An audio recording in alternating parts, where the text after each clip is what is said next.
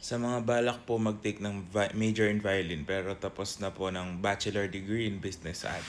Possible po kaya yon? May retake pa bang subjects?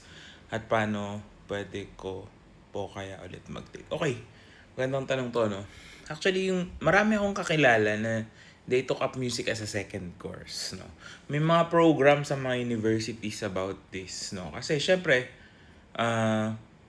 kung nakapagtapos ka na ng bachelor's degree, ibig sabihin, may mga subjects ka na na hindi mo na kailangan kunin. For example, PE.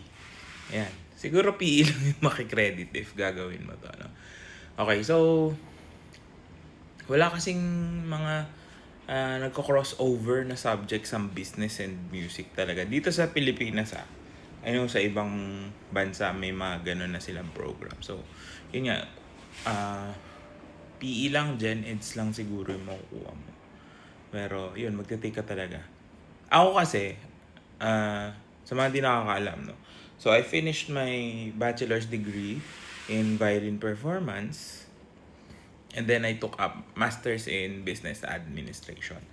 So, ako naman, nung nag-take ako ng MBA ko, I had to take prerequisite subjects like yung mga principles ng management, marketing, yung mga ganun.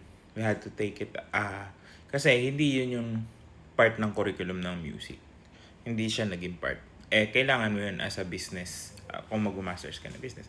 Now, I think it's almost the same case pero ang tinatanong mo kasi bachelors, no? So, ganun din siguro yung magiging may iti-take ka din.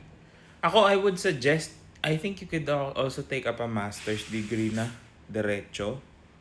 But, meron kang bridging exam. Kasi para sa akin if we look at it this way, having 2 bachelor's degrees at this point in time, parang hindi rin siya viable para mag-apply ka ng work or makakatulong sa career, no?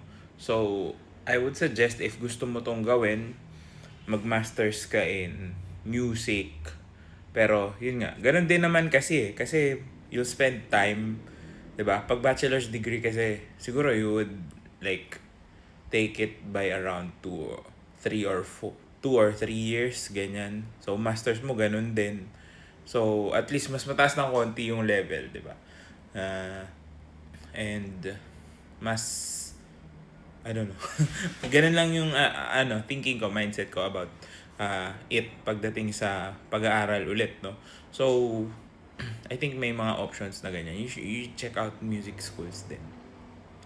Pero yun nga, at the end of the day, ang magiging pahirap sa'yo dyan is yung major mismo, which is violin. So, kung performance ka, talagang pahirap yan.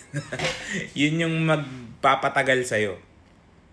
Lalo kung wala ka pang background sa how a music school works, kung paano magtrabaho bilang isang music student, no? Whether that's a master's degree or a bachelor's degree. So, yun yung magiging hurdle or challenge. Pero kung sanay ka naman alam mo na kung paano mag-practice, naiintindihan mo na yung mga gagawin mo, kung paano mag-aral ng pyesa, magiging madali na. So, yun yung mga options, no? I'm not saying take one over the other. Pero, if those are the options you could take. You could take a bachelor's degree again in music, whether that's performance or music education.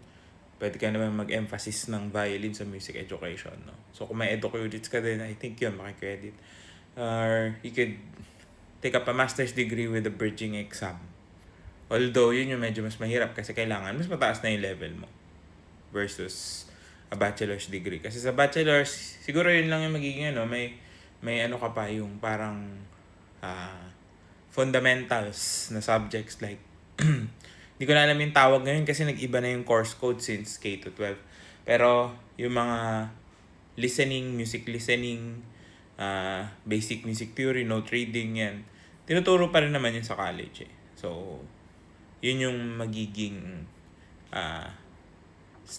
baby steps mo kapag nag-bachelor's ka. Kasi sa master's, syempre, hindi ka tuturuan ng dapat marunong ka na kahit pa paano. Pero kung marunong ka na, di ba, why not? So, yun yung mga options mo. And yun, pwede naman mag-mix and match eh. Kaso, syempre, kailangan yung dulo nun, mag-a-align lahat yan. And hopefully, mag-align din sa'yo, no? Kasi, a business degree is actually quite needed sa pagdating sa pagiging musiko. Paglabas mo sa tunay naman to. So, good luck.